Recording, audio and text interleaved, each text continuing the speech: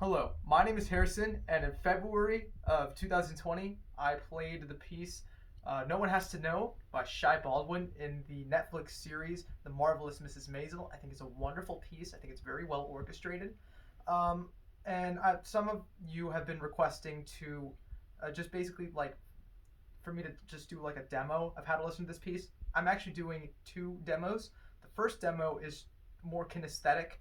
I'll be playing along, and it's just basically an aerial view of my fingers and how I'm fingering each chord.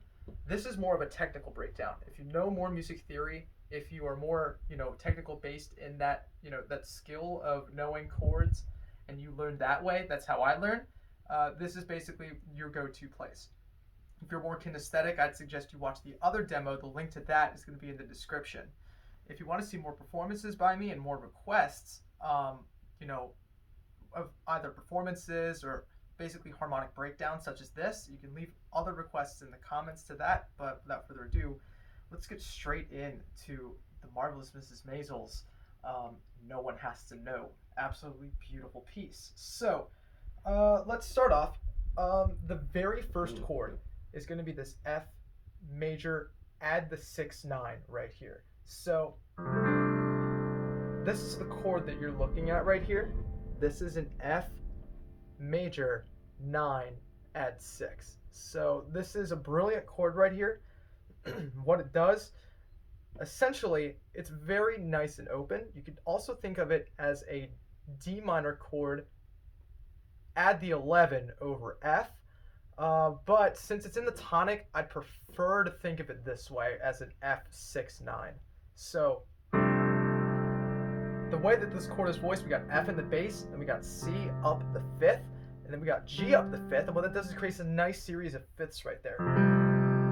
It's pretty nice right there. And then we have the other flavors at the top. To create some dissonance in the chord, we actually have two pairs of whole steps right here. So we got A, C, and D. So that would be a pair of whole steps here and a pair of whole steps here. So essentially, it's a fifth, whole step, and whole step. And there's your chord.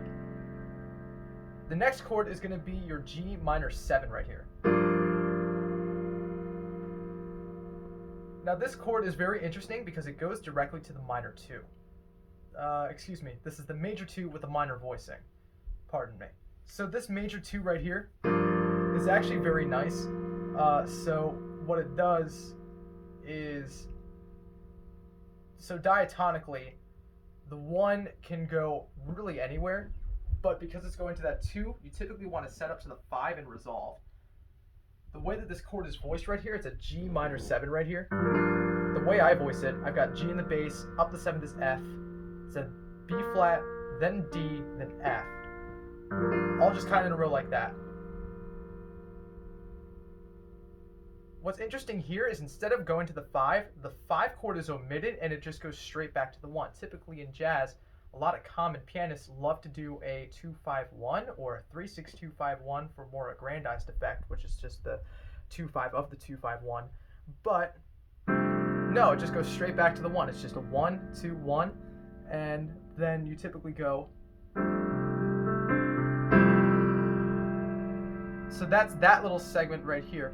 No one has to know. So we're there right now. And essentially what I do is I break that up in triplets. It does take some getting used to, considering that this piece doesn't really have, it does have a triplet feel, considering the fact that its tempo is around 80. It's usually subdivided in triplets, kind of like jazz ballads usually are. So it will take some getting used to if you're a classical musician trying to listen to this piece. So I usually break it up in triplets. And the way that I break it up, it's the same voicing as the first chord with that F6/9. But I break it up as 1, 2, 3, 4, 5, 6. 1, 2, 3, 4, 5, 6. So F is 1. Actually, the whole chord is 1 minus the C. Then C is the 2. G is 3. A is 4. C and D are 6. Wait, no, they're 5. Excuse me. Got ahead of myself. C is the 6 again.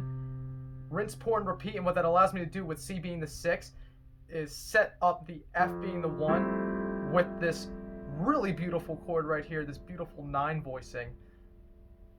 And essentially what that allows me to do is play this chord 1, 2, 3, 4, 5, 6, and then it jumps right here. But before we jump, I just want to kind of play this out slowly, just so in case I went too fast or didn't explain that clear enough, you can still kind of learn.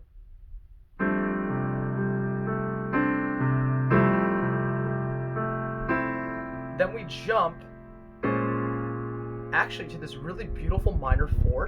And what this allows us to do, this is a B flat minor 9. And what this chord is it allows us to use the open voicing of a chord, which is actually really beautiful. In jazz, there's typically 3 voicings of a chord, and the way that that's typically run, So the first variation is the closed voicing of a chord. As you can see, all of the figures are just kind of stacked up here in order. There's the 3, the 5, the 7, and the 9, all in a row right there. You can also see that when we go to closed voicing, when we go to open voicing, all we have to do is just drop the 7th down an octave. As you can see, now the order is 1, 7, 3, 5, 9. There's another voicing called the drop 2, and essentially what that is where we just literally drop the 2 of the chord, which up the octave is a 9. And it sounds like that, so it goes 1, 7, 9, 3, 5. But we're going to be dealing with the open voicing for much of the song. So that's the voicing of this chord. It goes B flat, A flat, D flat, F, and C. And now all I do to get to this next chord is I just switch up the left hand. The right hand stays entirely constant, and we're still going to keep that patterning of the triplets. So notice how here we have a grouping of 2 notes here and 3 notes here. So 1, 2, 3, 4, 5, 6, and all we do, we just switch up the left hand to go to that next chord. The left hand simply goes from here. This A flat moves down to a G.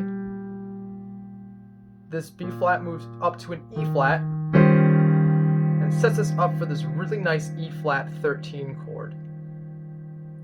What this is here, the chord is very, very simple. It's just basically like an E flat 9, except you substitute the 5 for a 13. So it creates a really nice chord right there. And eventually that pulls to an A minor 7, but we'll get there soon. All you gotta do, just hold this chord out. So eventually what I do, the G stays constant, but this E flat here moves down to the tritone. And now you're left with this chord, which is actually pretty nice. We'll dive into that maybe another time in a separate video. But essentially what we do here, this D flat moves down to C, this F moves down to E, the C moves down to A. You've got yourself a nice little A natural minor 7 chord. And then just keeping that triplet pattern in mind,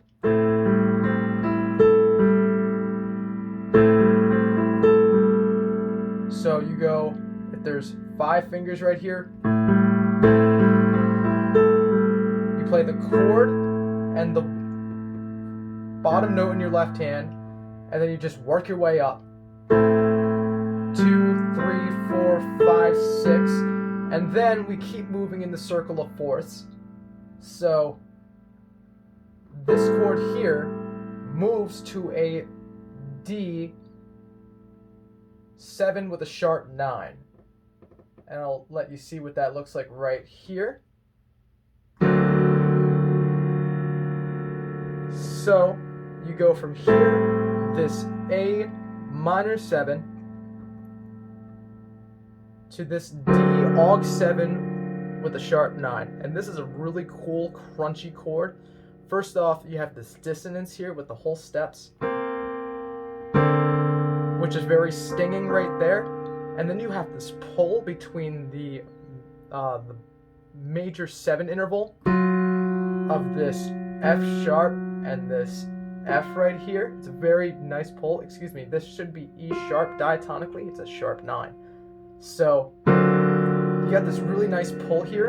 And you also got this augmented chord rooted in the chord, which is just even major third spacing. So it really does sound really nice and really pungent. Very pungent, very unresolved chord right there. Oh wow, we're 10 minutes in. I'm getting passionate. We'll get through this. We'll get through this first phrase right here, and then I'll probably just do a harmonic breakdown of the other parts of the song. The second is just basically like a rinse, pour, and repeat. There's some slight differences, so we'll get into that one another time. But we do have this very nice and very pungent chord that just feels so unresolved, and it very well should. Huh? Sorry. And it should sound very pungent because this is the 6th chord of the song, meaning the 2-5-1 turnaround is just nearby. Of course, we want a very strong turnaround, so we gotta make a very unresolved chord right here. So all we do here is we just move to this B flat chord on top and the G in the bass for our 2 chord. And we also add an F in there. Keeping that triplet pattern in mind, because remember, this is a ballad. It does have this nice triplet feel to it. So, and all I do is I just move some notes around. The G and F in the bass disappear and move up to C. The B flat stays constant. These notes right here, the D and the F, move down half steps to D flat and E respectively, which gives us this 5 chord right here. It's actually very nice because it's it is not an A, it is a C it's a C flat 9 chord, so it's a C7 with a flat 9. Very nice chord right here. You got this diminished chord up here with the C in the bass. Once again, a pretty pungent chord. As you notice, these chords that just want to push towards other chords when they resolve. As you notice, when they push towards other chords, you typically want very pungent sounds, which is why so many of these chords are so unresolved and so pungent, because they want to pull towards other stronger chords, which is why music works the way it does. And we actually rehash some older stuff too. We go back up to this A chord right here.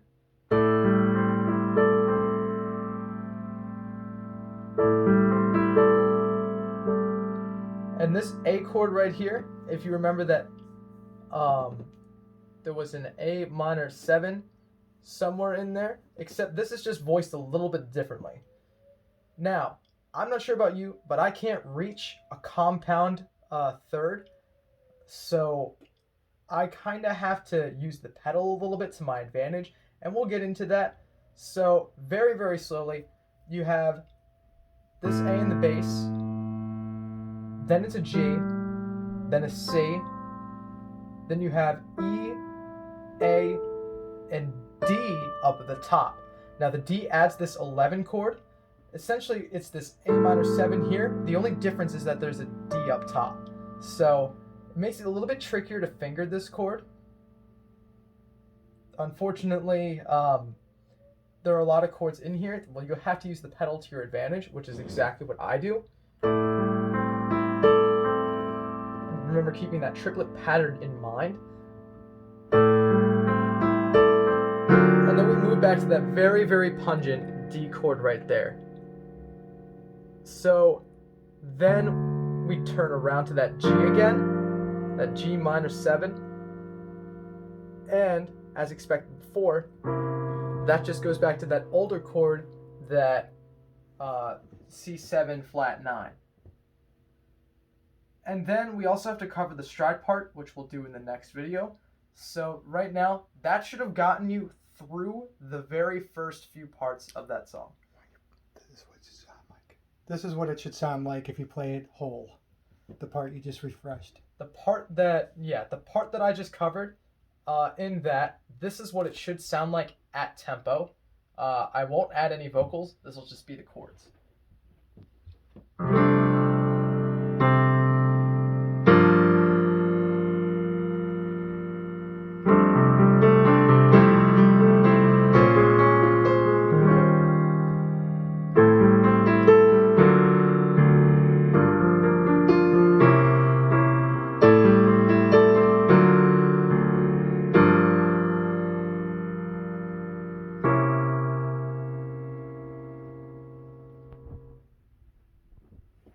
And basically, the 5 will resolve back to the 1 eventually. You've heard the song.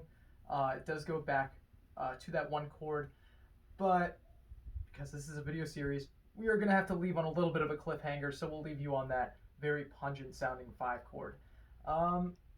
Thanks so much for watching, and I hope that I was able to, give you some helpful tips and, basically explain the tonal harmony a little bit. I know it helps to know, at least on my end, what's happening. Certainly when you're performing this, these thoughts won't be like mainstream in your mind about what the tonal harmony is. I just think it's very helpful to know, just kind of on the side, and it helps me better understand these tunes, and also how I have learned to play without sheet music by, just kind of understanding what's happening in the music. So that's primarily where my interests lie, is being able to just break down songs like this and just kind of see what's happening. So I hope I explained that pretty thoroughly, and I hope that I explained it clearly too. If there are any suggestions as to like any other explanations or anything else that I should be saying in these explanations, please let me know. I know this wasn't perfect, and the goal is just to provide information. The goal is not to be perfect, but it would be nice to be close. So your input would be very nice if I can have some. So thanks so much for watching, and I really appreciate your view.